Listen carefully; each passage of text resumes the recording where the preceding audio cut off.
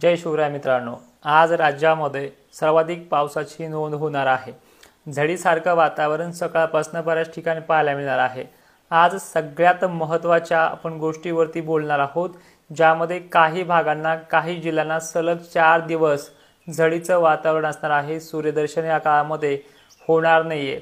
झालं तर 10 मिनिटांसाठी किंवा 5 मिनिटांसाठी या भागांमध्ये सूर्यदर्शन सलग 3 ते 4 दिवस 28 तारखेपर्यंत हे सूर्यदर्शन नसणार आहे।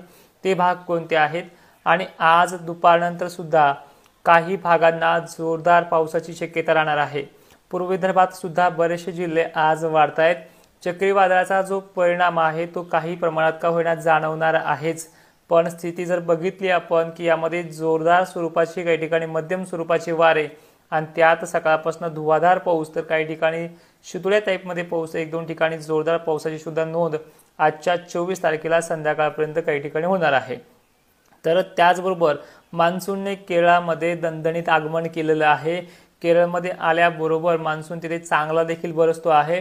मान्सून कर्नाटकमध्ये अडकण्याचे चान्सेस आहेत, त्यामुळे जूनमध्ये पहिल्या आठवड्यामध्ये उघाड राहण्याची शक्यता दाट आहे। आता बघूया 24 तारीख ही दिवसभर कशी जाईल आणि आता घेतलेल्या मुद्द्यांवरती आपण स्पष्टपणे 8-9 मिनिटांपर्यंत बोलणार आहोत। बरेच जण म्हणतात आमचं व्हिडिओमध्ये नाव जिल्ह्याचं नाव येत नाही, त्यांनी व्हिडिओ शेवटपर्यंत पाहायचा, आवर्जून नाव असतंय आणि सगळ्यांनी तोडकर हवामान अंदाज फेसबुकवरती देखील लाईव्हला हजर राहायचंय, तर सगळ्यांनी लक्ष द्या। तर सांगली, सोलापूर, कोकण किनारपट्टीमधले सर्व जिल्हे, कोल्हापूरमध्ये, सांगलीमध्ये आणि साताऱ्यामध्ये तसेच पुण्यामध्ये पुढील 3 ते 4 दिवस झडीचं वातावरण कायम आहे। कोकण घाटमार्गावरती अतिमुसळधार पावसाची नोंद ह्या सायक्लोनमुळे होणार आहे। तसेच मराठवाड्यामधल्या सर्व जिल्ह्यांना आज काही ठिकाणी धुवाधार सकाळच्या पारी पाऊस होण्याचे चान्सेस जरी असले तरी दुपारनंतर सकाळी झालेल्या भागांमध्ये पाऊस उघडणार आहे आणि उघडल्याच्या नंतर परत 3-4 वाजता परत तो ॲक्टिव्ह होणार आहे। संध्याकाळच्या वेळेला कोणत्याही क्षणी जोरदार पाऊस होऊ शकतो, त्यामुळे बी अलर्ट राहा। त्यानंतर हिंगोली, वाशिम, यवतमाळ, चंद्रपूर, गोंदिया या भागांमध्ये दुपारी नंतर आणि किंवा दिवस मावळता काही ठिकाणी तर काही ठिकाणी मध्यरात्रीपर्यंत सुद्धा जोरदार पावसाची सर्वदूर नोंद होणार आहे। आता भाग सोडण्याची शक्यता यामध्ये कमी असणार आहे। जालना, छत्रपती संभाजीनगर, बीड ते परभणी पट्टा आणि लातूर सुद्धा याच्यामध्ये येतोय। या भागांना सुद्धा सर्व तालुक्यांना आजचा पाऊस कोणत्याही क्षणी दुपारनंतर ॲक्टिव्ह होईल। याच भागांमध्ये सकाळच्या पारी देखील पाऊस राहणार आहे आजच्या 24 तारखेला। त्यानंतर इकडे अहिल्यादेवी नगर परिसर दिवसभर झडीचं वातावरण, थोडा पाण्याच्या थेंबाची जाडी कमी तर काही ठिकाणी असं धुवाधार बारीक शावर सारख्या पावसाची देखील नोंद होणार आहे। त्यानंतर नाशिक जिल्ह्याला अजून 2 ते 3 दिवस चांगलाच त्रास आहे। नाशिक जिल्ह्यामध्ये सुद्धा 1-2 ठिकाणी मुसळधार ते अतिमुसळधार पावसाची शक्यता, तर बऱ्याच ठिकाणी जोरदार ते हलक्या पावसाची शक्यता ही दिवसभर कायम राहणार आहे। संध्याकाळच्या वेळेला इथेही जोर वाढणार आहे।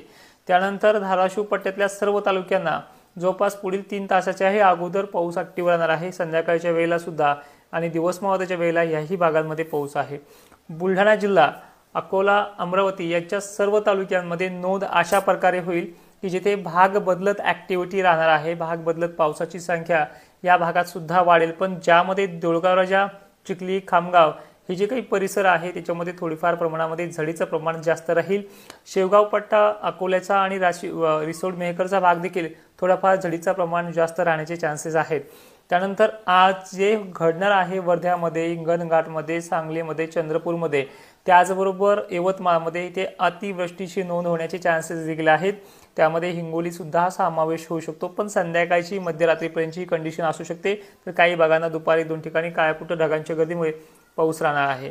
तसं मला सगळं समजलंय, दक्षिण महाराष्ट्रात सलग 3 ते 4 दिवस सूर्यदर्शन नसल्यास जमा आहे। अर्ध्या घंट्यासाठी किंवा 15 मिनिटांसाठी सूर्यदर्शन पाहायला मिळेल, पण ही परिस्थिती महाराष्ट्राची आज दिवसभर सूर्यदर्शन संपल्यास जमा आहे। 5 मिनिटांसाठी किंवा 2 मिनिटांसाठी थोडंसं सूर्यदर्शनचं तोंड पाहायला मिळेल, पण पाहायला मिळणार नाहीये। आता मान्सून संदर्भात आणि पेरणी संदर्भात विषय बोलूयात। मान्सूनचं आगमन केरळमध्ये झालंय, सायक्लोनमुळे तो तिथेच थांबेल आणि त्यानंतर कर्नाटक व्यापत महाराष्ट्रामध्ये प्रवेश करेल, तो म्हणजे जूनच्या पहिल्या आठवड्यामध्ये। केरळमध्ये मान्सून झाल्याची बातमी आपल्याला मॉडेलनुसार समजते आहे, पण अजून सुद्धा याची अधिकृत घोषणा IMD कडनं झाली नाहीये। कोणत्याही क्षणी ती बातमीच्या थ्रू जाहीर होईल। बऱ्याच भागांमध्ये काही मोजक्या ठिकाणी शेतकरी पेरणी करतायत। पाणी चांगलं असेल, पावसाची तीव्रता जास्त असेल किंवा वापसा झालेल्या शेतकऱ्यांनी पेरणी केलेली तर हरकत नाही, परंतु मान्सून ज्यावेळेस परतीचा प्रवास सुरू केला त्यावेळेस तुम्हाला याच्या अडचणीचा सामना आवर्जून करावा लागेल। आता जूनची परिस्थिती बरेच जण विचारतायत, त्यांना सांगितली सुद्धा आहे, पुन्हा एकदा ऐका, जूनमध्ये पाऊस हा उघडीप देणार आहे, पण एवढीही उघडीप नाही जेणेकरून आपण पेरण्या अगोदर गडबड करणार आहोत आणि नंतर ते पेरणीनंतर ते काय होईल, तुम्ही पेरण्याच्या काळामध्ये परत म्हणाल की आम्हाला पेरता आलं असतं कारण की ओल उठून गेले. अशी परिस्थिती नाही आहे, कारण की त्या काळात सुद्धा पाऊस होणार आहे. पण पावसाची तीव्रता कधी पूर्व विदर्भाला, कधी पूर्व मराठवाड्याला, तर कधी मध्य महाराष्ट्र मराठवाड्यामध्येही राहणार आहे. पश्चिम महाराष्ट्रात याची नोंद फारशी वाऱ्यामुळे कमी जरी राहिली तरी मात्र जूनचा व्यवस्थित पावसाळा आहे, उघाडही मशागत करण्यासाठी देणार आहे. आता एकंदरीत सगळी परिस्थिती समजली आहे. मान्सून केरळपर्यंत दाखल झालाय. कर्नाटकमध्ये तो काही काळासाठी अडकू शकतो. जूनच्या पहिल्या आठवड्यामध्ये त्याने आपल्याला विश्रांती देण्यासाठी मॉडेलनुसार व्यक्त होते आहे. आणि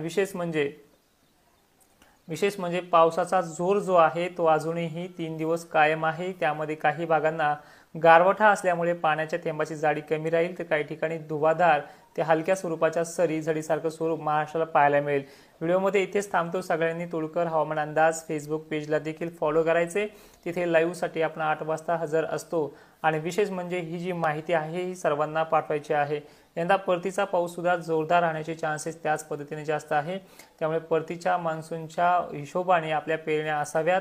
आणि त्यानंतर सगळ्यांना पेरणीच्या शुभेच्छा. धन्यवाद.